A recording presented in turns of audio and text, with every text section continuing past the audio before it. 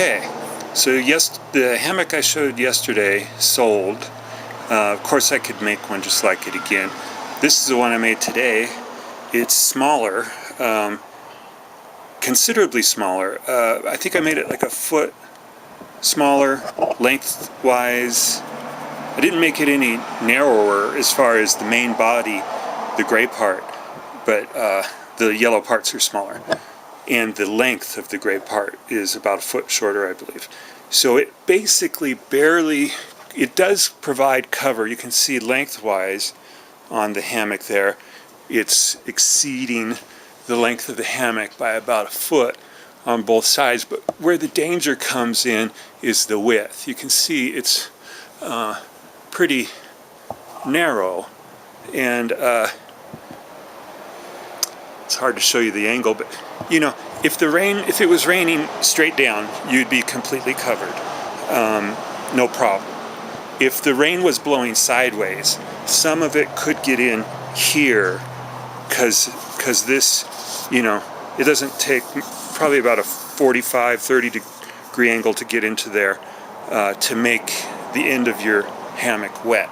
The sides, there's no concerns, obviously, because the sides could come down quite a bit. This hammock this Skeeter Beater Pro hammock is 10.5 feet long, which is actually pretty long for hammocks.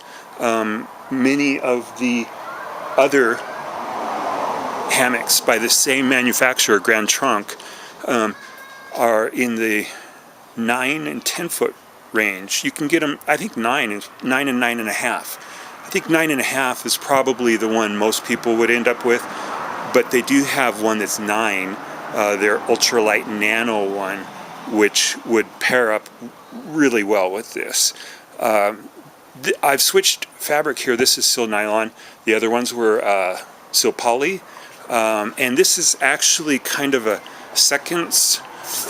This gray is, I don't know if you can see it there, but you see some little white patches kind of there. That doesn't come out. It's in there. It's not really a big deal, but it does have those white spots. It's sil nylon.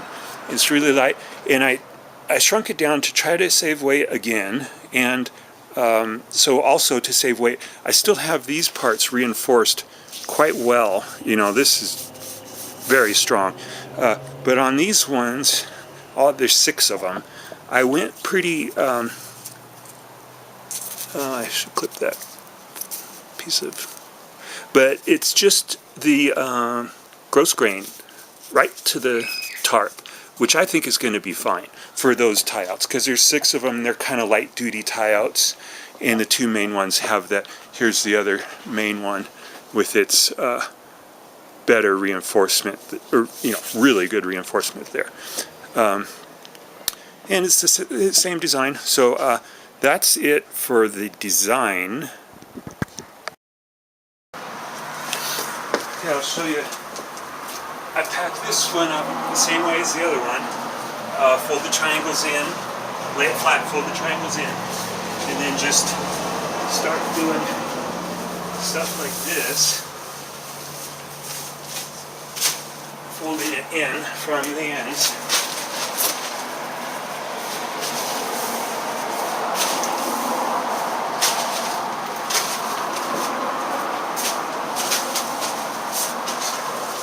You don't have to be real, you know, specific about where the folds occur, because this stuff is so thin.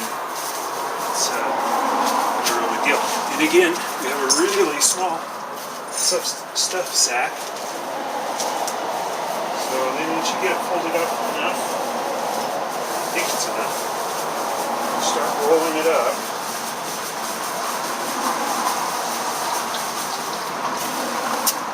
It does separate as you go on down because it's so slippery, but you just accept that and just focus on getting it tight, because it needs to be tight to get in this bag.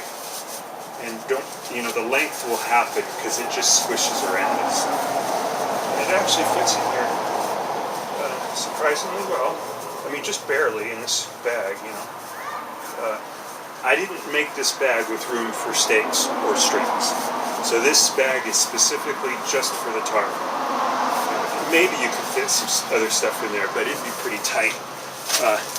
So there's the packed up item.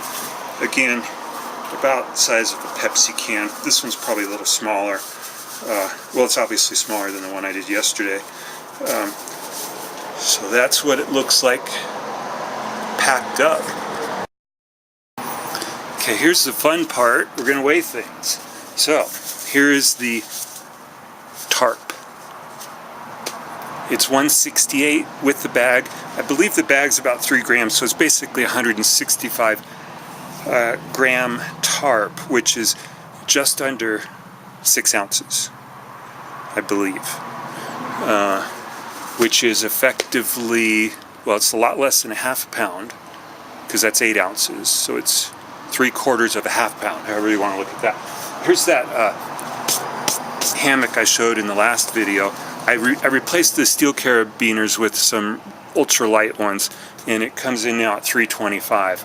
So if you take the two of those, the hammock and the tarp, you're at 491 grams, say 500 grams. And here's an example of a really light down sleeping bag. This one is 548 grams. So let's just say 550 on that. What was this again? I can't remember. 550 for the sleeping bag and 400. So you're at 1050, which is 2 pounds, and I think that's about 2 1/3 pounds for a sleeping bag, tarp, and hammock. Altogether, 2 1/3 pounds. Most people don't even have a sleeping bag that weighs 2 1/3 pounds. You know, so this is a pretty excellently light setup, and you can actually go lighter on the hammock.